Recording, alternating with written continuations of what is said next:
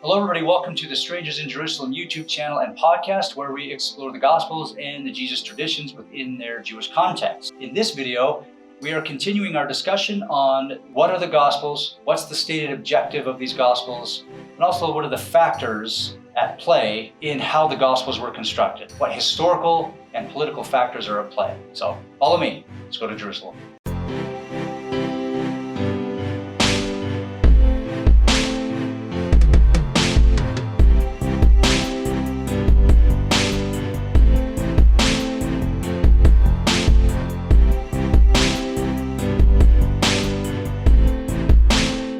Let's bring in the Gospels.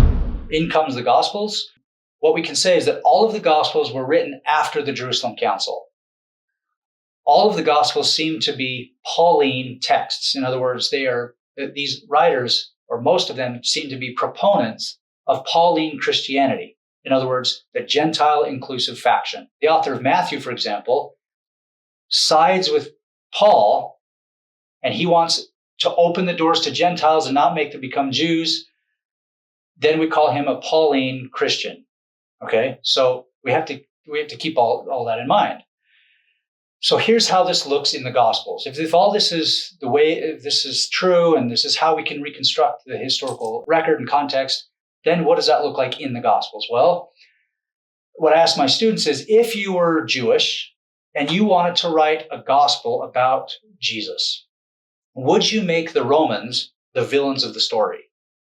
Knowing what we know from the previous episode about the relationship between Jews and Romans, after the destruction of the temple, Rome pulled many Jews captive and enslaved them, pulled them out of Israel, took them to Rome. Now, and if you're writing your gospel in the decade after that, the question is then, if you were a Jew and you wanted to write a gospel about Jesus, would you make the Romans the villains of the story?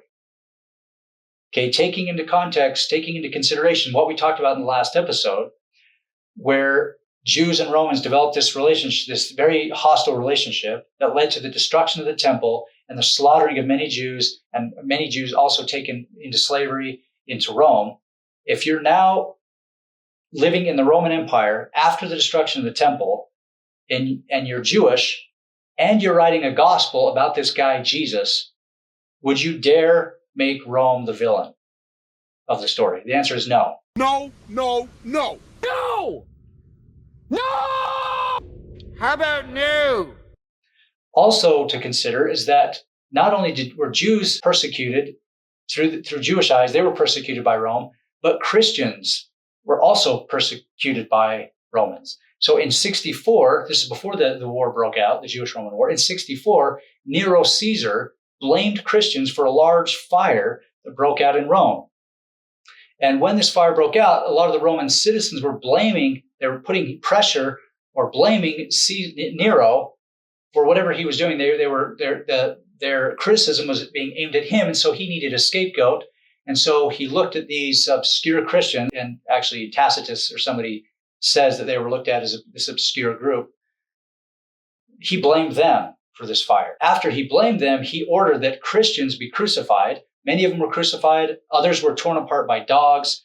Other Christians were put on stakes and lit on fire and used as torches to light the city. Very, very gruesome. Also in the 60s, Paul, Peter, and James were killed, most likely in Rome, or probably by the Romans. So not only were the authors of the Gospels and much of their audiences, they were Jewish, but they were also Christians, followers of Jesus. You would be very, very careful of how you portray Romans in your texts. Okay, so now I'll go through and I'll show you how what this looks like in the texts. Romans and Gentiles, how they are portrayed in the Gospels. So for example, the ruthless monster Pilate becomes a nice guy and an ally. I'll talk again in a later episode about the Pilate situation with Jesus' death, but we know absolutely that Josephus says that Pilate was ruthless, absolutely ruthless. And Philo, our first century Jewish philosopher, said that Pilate had a reputation for being angry, making rash decisions based on his anger. He was vindictive. These are the words that Philo uses. It's clear in Josephus, he's an absolute ruthless monster. He had to be, from his perspective, to keep Jews in line, or he would make Caesar would be very mad at him. But when you get to the Gospels, after the destruction of the temple, he becomes a nice guy and an ally to the Christians. Okay. Also in the Gospel of John, the Jews cry out, if you release this man, you are no friend of the Roman emperor. Okay, can you imagine a bunch of Jews saying, we are friends of the Roman emperor, and if you release this man Jesus, you're no friend of the emperor? I guess it's possible that some Jews, especially the Roman sympathizing priestly establishment, could have been yelling that, but this fits much more a late first century setting. They also yell out in John chapter 19, we have no king but Caesar. That's kind of odd. In the Gospel of Mark, a Gentile woman seeks out Jesus. It's a Gentile woman who seeks out Jesus in Mark 7. In the Gospel of Matthew, it is the Gentile Magi, 3 wise men, the Gentile Magi who recognized Jesus as King of the Jews. It wasn't Jews in Bethlehem, it was Gentiles that came. That's in the Gospel of Matthew. Also in the Gospel of Matthew, Jesus tells a Roman centurion who believes in him, quote, truly I tell you, in no one in Israel have I found such faith. So here in the Gospel of Matthew, again, a Pauline Christian who is favoring a Gentile inclusive group. And so, of course, he's going to say in this text that where Jesus says a Roman centurion who believes in him, he says, truly I tell you that no one in Israel, no Jews, no Israelite, no one in Israel have I found such faith. Okay, they're trying to appeal to a Gentile audience. Go back to the Gospel of Mark. After Pilate tries to save Jesus, it's the Roman centurion who recognizes that, quote, truly this man was God's son. Again, it's Jews that kill him, but it's Romans who say that it's truly this man is God's son. In the Gospel of Luke, it's the Romans who are forgiven for killing Jesus. This is the famous line, Father, forgive them, for they know not what they are doing. This is toward the Romans. Meanwhile, there are various other subgroups of Jews in each gospel, including in Luke, who are being blamed for Jesus' death. Now, I have to just add in a little aside that some ancient manuscripts of Luke omit or they don't include Jesus saying, Father, forgive them, for they know not what they are doing.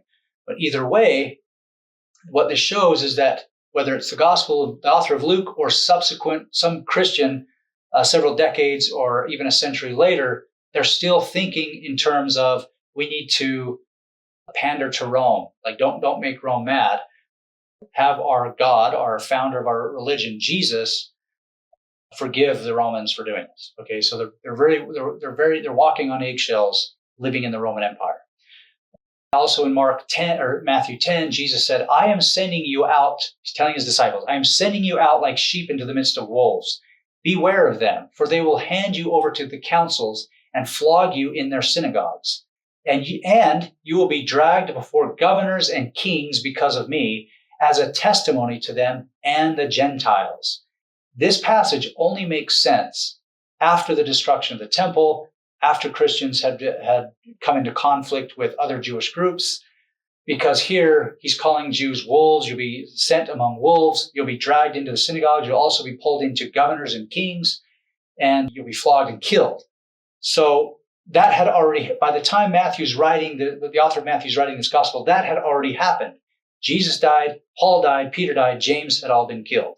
And then that phrase right at the end is, this will be a testimony to them and the Gentiles.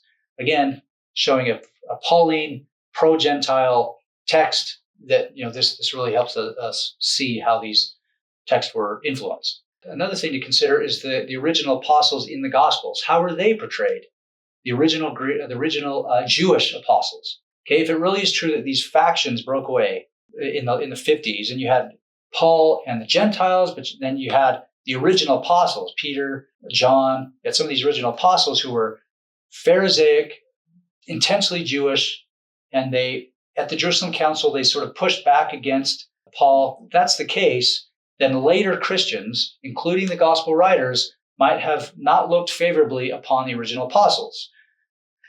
So let's look how they are portrayed. Paul suggests that the leaders of the Jewish faction, specifically Peter, James, and John, were reluctant to take the gospel to Gentiles, but they only agreed after they recognized the grace that had been given to Paul, is what it says. This grace is given by God. Only then did Peter, James, and John quote, agree that we should go to the Gentiles. So what Paul is saying is that those original apostles, he's telling the people in Galatia, those original apostles might have never wanted to bring the gospel to you guys. The only reason why they agreed to it is because they saw unmistakably that God was on my side, the grace of God. And only then did they agree that I could come to you. Okay, so he's a little bit bitter. Also in Mark 4, the apostles show a lack of faith during a storm, and Jesus says in Mark, have you still no faith? In Mark 6 and Matthew 14, when Jesus walks on water, the apostles do not recognize him, and it says their hearts were hardened. That's actually in Matthew. In Mark, Jesus is even more pronounced in his disappointment. He says, do you still not perceive or understand? Are your hearts hardened? Do you have eyes and fail to see? Do you have ears and fail to hear? And you do not remember? You have little faith. Do you still not perceive? How could you fail to perceive? Do you not yet understand? Do you understand the words that are coming out of my mouth? He's really giving a hard time to his apostles. Mark 9. In the next chapter, a man approaches Jesus' disciples and asks them to heal his son, but they couldn't. And so Jesus calls them faithless. And then he says, how much longer must I be among you? Also in Mark 17, he says, you faithless and perverse generation, how much longer must I be with you? How much longer must I put up with you? Sorry, that's Matthew. So I don't know what I said. That's Matthew 17. So in Mark 9, he calls his apostles faithless after they couldn't heal this guy's son. But in Matthew, it's intensified. You faithless and perverse generation, how much longer might I be with you? So it really is bloody, this portrayal of the original apostles in the Gospels.